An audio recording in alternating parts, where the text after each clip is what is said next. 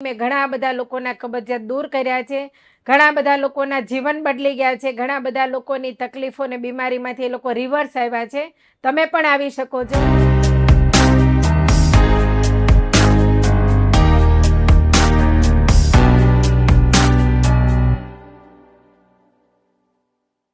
આજે દુનિયામાં મોટાભાગના લોકોને એક ગંભીર તકલીફ, ગંભીર પ્રોબ્લેમ છે અને એ છે કબજિયાત.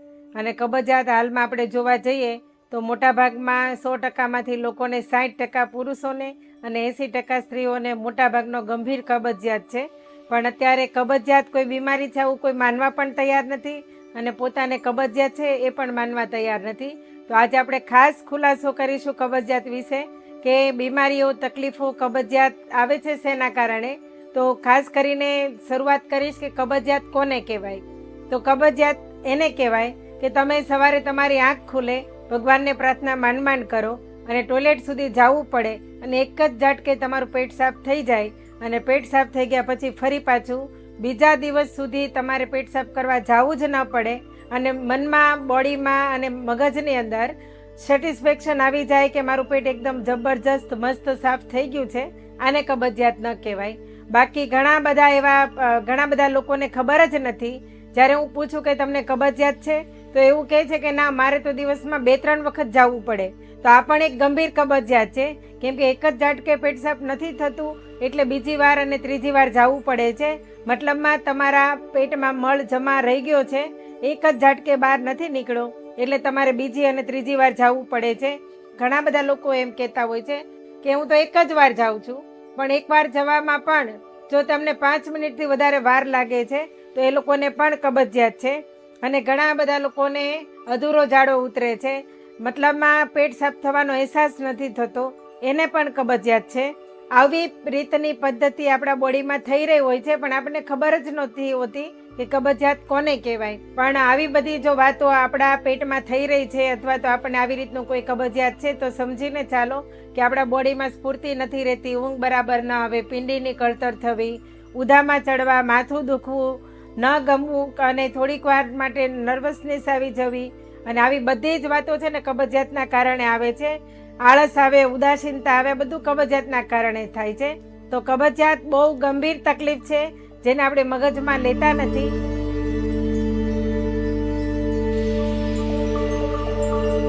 તો આપણે કબજિયાત શેનાથી થાય છે એ વિશે જાણીશું. તો ખાસ કરીને આપણા ખોરાકમાં અપચાના કારણે આપણને કબજિયાત થાય છે. ઘણી વખત આપણે જમતા હોઈએ છીએ, હું વારંવાર હસી મજાકમાં કહું છું કે જમતા તો કોઈને આવડતું જ નથી, આપણને બધાને ઝાપટતા આવડે છે. હકીકતમાં જમવાની 3 રીત છે: ચાખવું, જમવું ને ઝાપટવું. આ ઝાપટવાની રીત આપણને આવડી ગઈ અને જેના કારણે આપણને ગંભીર કબજિયાતના આપણે ભોગ બન્યા. ઘણા લોકોને ઉતાવળિયું જમવાની ટેવ છે, 10 જ મિનિટમાં ઊભા થઈને જમીને ચાલતા થઈ જાય છે, તો એમને પણ કબજિયાત થઈ શકે છે. જે લોકો ચાવીને નથી જમતા એ લોકોને કબજિયાત થઈ શકે છે. જે લોકોને જમ્યા પછી ઉપર જમવાની ટેવ છે એમને કબજિયાત થઈ શકે છે. ઘણા લોકોને પેટ ભરાઈ ગયું શું કહેવાય એ પણ ખબર નથી હોતી, એવા લોકોને પણ કબજિયાત થઈ શકે છે. ઘણા બધા લોકોને પાણી પીવાની ટેવ છે, જમતી વખતે સાથે ઠંડુ પાણી લેતા હોય, ચિલ્ડ વોટર લેતા હોય, ઘણા લોકો કોલ્ડ ડ્રિંક્સ સાથે લેતા હોય, આ લોકોને પણ કબજિયાત થઈ શકે છે. મેંદાવાળી વસ્તુ આપણે ખાઈએ છીએ, બહારનું ખાઈએ છીએ, એસિડિક વસ્તુ ખાઈએ છીએ તો પણ કબજિયાત થઈ શકે છે. અને વારંવાર પચાવવાની ટેવ નથી, આપણને પાચન શું કહેવાય જ ખબર નથી, જેના કારણે કબજિયાત થઈ શકે છે. આપણું પેટ હજી ભરેલું છે અને છતાંય કંઈ વસ્તુ સામે આવીને આપણે ઝાપટી લીધું તો પણ આપણને કબજિયાત થઈ શકે છે. અને આવું થવાના કારણે આપણા આંતરડા કમજોર બની જાય અને ઘણા બધા લોકોને રોજને માટે પેટ સાફ કરવા માટે ફાંકી લેતા હોય, હરડે ઇમેજ લેતા હોય અને એવું લેવા છતાંય માંડ કરીને પેટ સાફ થાય છે અને એના કારણે આંતરડા નબળા પડી જાય. એટલા માટે કે આંતરડાને પોતાની રીતે કામ નથી કરવું અને તમે એમની પાસે બળજબરીથી કરાવો છો અને એવું કરવાના કારણે આંતરડા વધારેમાં વધારે કમજોર પડતા જાય અને એટલા માટે પોતાની રીતે પેટ સાફ થતું જ બંધ થઈ જાય. આવા લોકોને પણ કબજિયાત થઈ શકે છે. બીજું કબજિયાતનું એક મૂળ કારણ છે કે નશો. ઘણી બધી વખત નશીલા પદાર્થોની આપણને ટેવ પડી ગઈ છે અને મનમાં તમે થોટ આપી દીધો છે કે હું સિગારેટ પીવું તો જ મારું પેટ સાફ થાય, અથવા તો હું ચા પીવું, ગરમ પાણી પીવું તો જ મારું પેટ સાફ થાય, અથવા તો હું કોઈ વ્યસન માવો ખાઉં તો જ મારું પેટ સાફ થાય. તો આવી રીતના વ્યસનના આપણે એટલા બધા સલવાઈ ગયા છીએ કે આપણને એવું લાગે છે કે હું એ વ્યસન કરું તો જ મારું પેટ સાફ થાય, પણ હકીકતમાં આવું હોતું નથી. આપણે જન્મતાની સાથે વ્યસન લઈને જન્મ્યા નથી. આ માત્ર ને માત્ર આપણી ખાવા પીવાની રીત અને પદ્ધતિ ખરાબ છે, કુટેવો છે, જેના કારણે આપણને કબજિયાત થઈ રહી છે.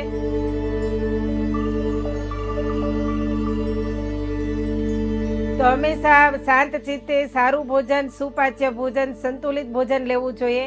ખોરાક પચે ત્યારે જ બીજો ખોરાક લેવો જોઈએ.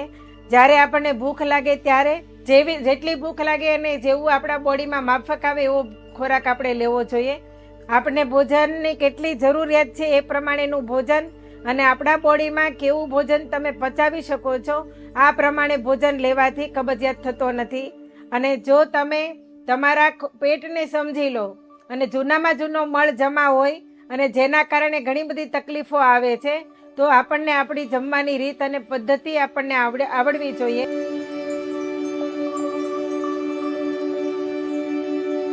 કબજિયાત આપણી અંદર ઘર કરી જાય છે ત્યારે શું થાય છે તો તમને સીધી જ ભાષામાં સમજાવી દો. ગૃહિણીઓ ખાસ સમજી જશે કે આપણા રોટી મેકરની અંદર રોટલી પડી રહી છે અને એને 2-3 દિવસ માટે આપણે બહાર કાઢતા નથી તો શું થાય? તો એમાં પરસેવો અને ફૂગ આવી જાય છે. પણ એની એ રોટલીને 10 થી 12 દિવસ બહાર નથી કાઢતા તો શું થાય?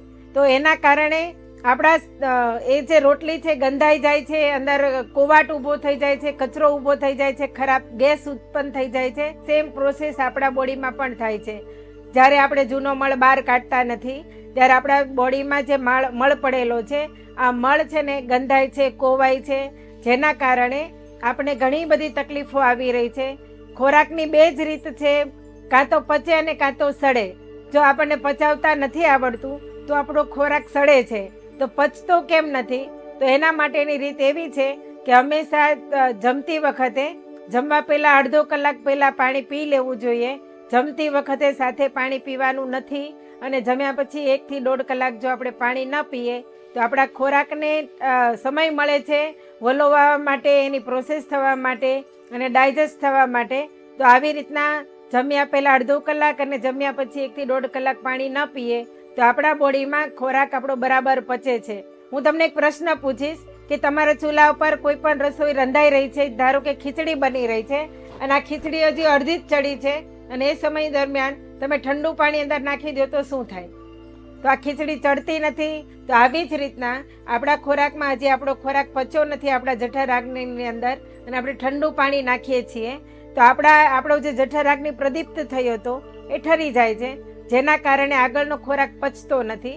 અને ખોરાક પચતો નથી તો એને 2 વસ્તુમાં કન્વર્ટ થાય છે અને એ વસ્તુ બને છે આપણી ખરાબ ગેસ અને ખરાબ ચરબી, જેનાથી મોટાપો આવે છે અને આપણી અંદર ગેસ બને છે.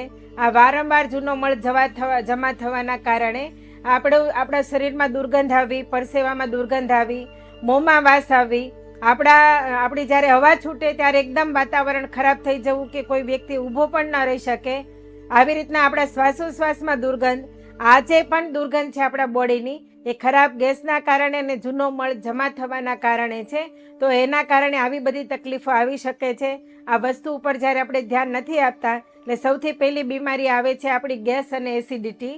અને એસિડિટીના કારણે આપણે રાંધેલો ખોરાક, પેટમાં ગયેલો ખોરાક ગળા સુધી આવી જાય છે, પચતો નથી અને એનો મળમૂત્ર બનતું નથી. એની જે આપણી 7 ધાતુઓ બનવી પડે બનતી નથી અને એના કારણે કાયમને માટે આપણા બોડીમાં એસિડ વધારે બને છે ને એસિડ પચાવી શકતા નથી. ગંભીર નસ એક માથામાં આપણને અહીંયાથી અહીંયા સુધીની દુખે છે, જેના કારણે એક ફાટી જાય આપણું માથું એવી નસ દુખતી હોય છે અને એના પર જ્યારે ધ્યાન નથી આપતા ત્યારે માઇગ્રેન આવે છે. આટલાથી આપણી તકલીફ ઊભી નથી રહેતી. આવું બધું થવાના કારણે ખોરાકની અંદર અપચો આવ્યો તો આપણા બોડીમાં અપચાના કારણે થતી તકલીફ એટલે છે કે ડાયાબિટીસ. આ ડાયાબિટીસની શરૂઆત થાય છે. અત્યારે જે ડાયાબિટીસ આવી રહી છે માત્ર ને માત્ર અપચાના કારણે આવી રહી છે. પહેલાની જે ડાયાબિટીસ હતી તેને મધુપ્રમેહ કહેવાતો હતો.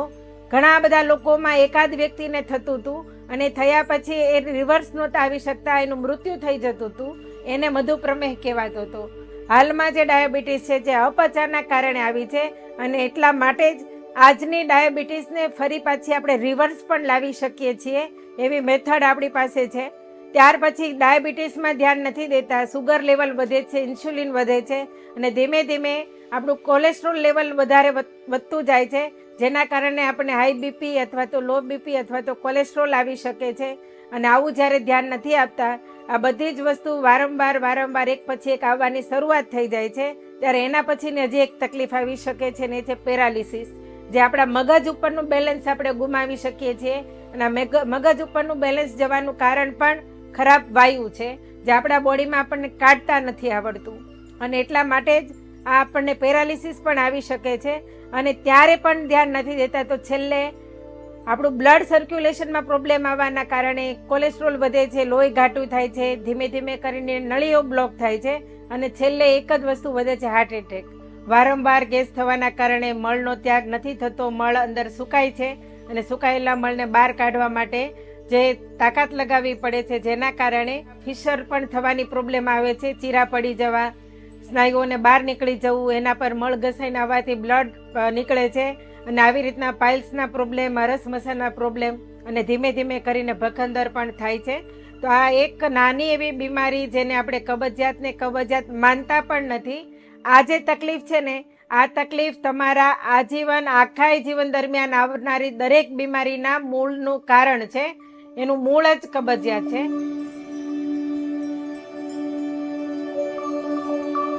પાણી આપણા બોડીમાં જેટલી જરૂરિયાત છે એ પ્રમાણે પાણી નાખવું જોઈએ. આપણા બોડીમાં દર કલાકે 1 ગ્લાસ પાણીની જરૂર છે, 20 કિલો 1 લીટર પાણીની જરૂર છે. તો આ પાણી હંમેશા ભૂલ્યા વગર બેસીને ઘૂંટડે પીવું જોઈએ.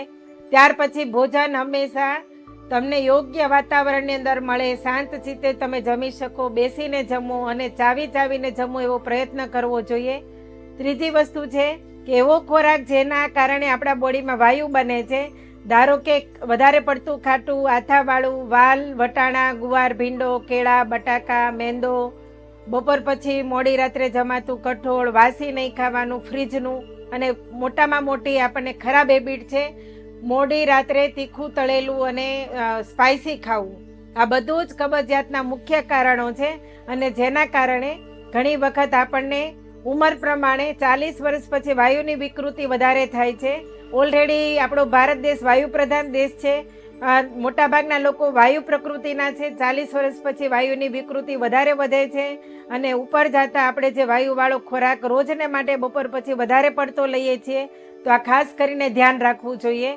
જમતાની સાથે હંમેશા આપણા આયુર્વેદમાં લખ્યું છે કે ખોરાકને પીવો અને પાણીને ચાવો. આવી રીતના ખોરાક તમારે એટલો બધો ચાવવો જોઈએ કે તમારા ખોરાકમાં લાળ રસ એટલો બધો ભળે કે તમે પાણીની જેમ ઘૂંટડો તમારા ગળા નીચે ઉતારી શકો. તો આવી રીતના જો તમને હેબિટ પડે તો કબજિયાત ક્યારે પણ ન થાય. ત્યાર પછી સમય થાય ત્યારે નહીં, પણ ભૂખ લાગે ત્યારે જમો અને તમારા પેટમાં યોગ્ય હોય ને એવું જમો. જો આ હેબિટ તમને પડશે તો તમને ક્યારેય ગંભીર કબજિયાત નહીં થાય. બીજું કે આપણા શાસ્ત્રમાં લખ્યું છે કે સૂર્યપ્રકાશની હાજરીમાં જ આપણું પાચન સારું હોય છે અને એટલા માટે સવારનું ભોજન રાજા જેવું, બપોરનું પ્રજા જેવું અને સાંજનું ભિખારી જેવું જીવન હોવું જોઈએ જમવાનું. ગામડે રહેતા હતા ત્યારે આ બધી વ્યવસ્થા જળવાઈ રહેતી હતી, પણ અત્યારે જીવવું હોય, રોગથી મુક્ત રહેવું હોય તો આ પદ્ધતિ અહીંયા પણ રાખવી પડશે. સાંજનું ભોજન હળવું જ રાખવું પડશે. આપણે અત્યારે હાલમાં સાંજે જ વડાપાઉં, દાબેલી, પીઝા, બર્ગર, મેંદાવાળી વસ્તુ જે કંઈ પણ ભાવે છે આ બધું જ આપણે રાત્રે લઈ રહ્યા છીએ. અને એનાથી પણ વધારે આપણે મોડી રાત્રે ખમણ ખાવાની ટેવ છે, મોડી રાત્રે નાસ્તો કરવા જવાની ટેવ છે, મોડી રાત્રે ભજીયા ખાવા જવાની ટેવ છે. આ બધી જ કુટેવો છે ને સવારમાં આપણને ટોયલેટમાં જઈએ ને ત્યારે ગીત ગાવું પડે છે કે એક બાર આજા આજા, તો પણ આવતું નથી. એનું કારણ છે કે આપણે જ આપણા બોડીને ખરાબ કરી રહ્યા છીએ. તો જમવાની સાથે આપણે આ બધી રીતો શીખવી પડશે. ત્રીજી વસ્તુ કે જ્યારે જમીએ છીએ ને તો જમતાની સાથે ક્યારેય પણ લિક્વિડ કે પાણી લેવાતું નથી. દૂધ અને છાશ જમવાની રીત છે જ, પણ જમી લીધા પછી વાટકો ભરીને દૂધ પી જાઓ, જમી લીધા પછી તમે છાશ લઈ લો તો આ સારી વાત છે. પણ જમતાની સાથે જ્યારે તમે મોઢામાં કોળીઓ ભરીને તરત દૂધ કે છાશનું અનુપાન લો છો તો તમે ખોરાકને, તમારા કોળિયાને ચાવતા નથી અને દૂધને કે છાશની સાથે ગળા નીચે ઉતારી જાઓ છો. તો કેવું પડે કે જઠરમાં દાંત નથી અને એટલા માટે જે કામ મોઢાનું હતું એ તમે તમારા જઠરને આપો છો. અને જઠર રોજ ને રોજ એનું કામ નથી અને એને કરવું પડે છે, એટલે બરાબર કામ કરતું નથી અને એના કારણે આવી બધી ગંભીર કબજિયાતની તકલીફો આવી રહી છે. તો આ દરેક વ્યક્તિને સમજવું પણ પડશે, શીખવું પણ પડશે અને અનુસરવું પણ પડશે, કેમ કે આનાથી આગળ તમારી બીમારીને તમારે રિવર્સ લાવવાનો બીજો કોઈ રસ્તો નથી. ઘણા બધા લોકોને આપણને ટેવ પડી ગઈ છે કે હરડે ઇમેજ લઈને પેટ સાફ કરીએ છીએ, પણ જો તમને એનું નોલેજ નથી તો તમે એવી રીતના પેટ સાફ ન કરો. ઘણા બધા લોકો વારંવાર ફાંકી લઈને પેટ સાફ કરે છે, જેના કારણે તમારા આંતરડાને પરાણે બળ કરીને મળ બહાર કાઢવો પડે છે અને એટલા માટે આંતરડા આપણા નબળા પડતા જાય છે. અને એક સમય એવો આવે કે ફાંકી કે કોઈ ટેબ્લેટ પણ કામ કરતું નથી અને પેટ સાફ થતું નથી, એટલા માટે કે આંતરડા એકદમ નબળા પડી ગયા છે. તો છેલ્લે એનો એક સારો એવો ઈલાજ છે દિવેલ, જે નેચરલ ઈલાજ છે.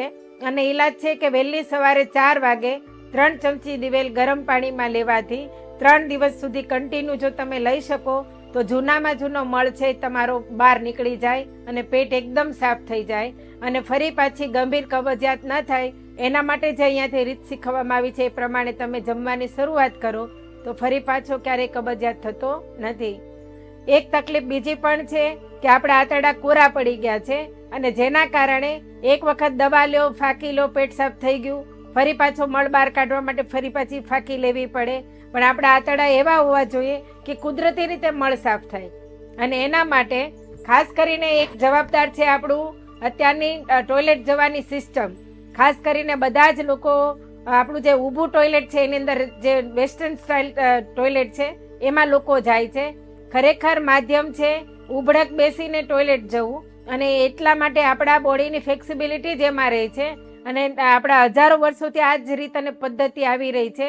તો એક વખત સમજીને ચાલો, શરીરમાં કોઈ પ્રોબ્લેમ નથી અને તો તમે તમારા જે કુદરતી રીતે મળપાસ થવાની સિસ્ટમ છે આ સિસ્ટમમાં જ તમે તમારા ટોયલેટ જાઓ, કેમ કે એમાં જ આપણું કુદરતી રીતે પેટ સાફ થાય છે.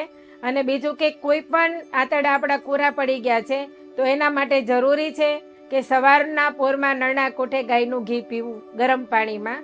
અને પહેલાંના વડીલો આપણને આ બધી રીતે એને ખબર જ હતી, પહેલાંના બધા જ વડીલોને ટેવ હતી કે ગરમ ચાની અંદર 1 ચમચી ઘી નાખીને પીતા હતા.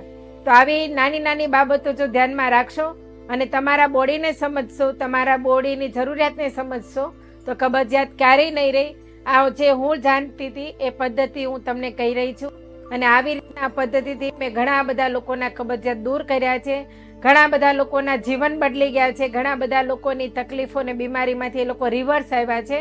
તમે પણ આવી શકો છો. એના માટે અમારો કોન્ટેક્ટ તમને સ્ક્રીન ઉપર આવી રહ્યો હશે. હું હેલ્પ ક્લબ ચલાવું છું, જેની અંદર ઘણી બધી તકલીફોથી લોકો દૂર થઈ રહ્યા છે, પોતાના પહેલાંનું જે જીવન હતું જીવન પાછું મેળવી રહ્યા છે, ઘણી બધી રોગ અને તકલીફમાંથી બહાર આવી રહ્યા છે. તમે પણ કોન્ટેક્ટ કરી અને આ વસ્તુને પામી શકો છો. અને મારી નાની એવી એક શરૂઆત છે, ઘણા બધા લોકોના જીવન સુધી આ આયુર્વેદિક વાતો પહોંચે, જીવનશૈલી પહોંચે, સારી વાતો પહોંચે, જેના કારણે તમારા બધાના જીવનમાં નિરામય સ્વાસ્થ્ય આવે, તમારા બધાના જીવન નિરોગી બને અને નાની નાની તકલીફોમાંથી તમે બહાર આવી શકો, વારંવાર દવાખાને ન જવું પડે અને બધી જ તકલીફોની ઉપર તમે વિજય મેળવી શકો. એના માટેનો મારો પ્રયત્ન છે અને આ પ્રયત્નની અંદર જો તમને મારી વાતો સારી લાગે છે, તમારા સુધી નહીં રાખતા ઘણા બધા લોકો સુધી પહોંચાડજો, જેના કારણે ઘણા બધા લોકોના જીવન પણ બદલી શકે. Thank you.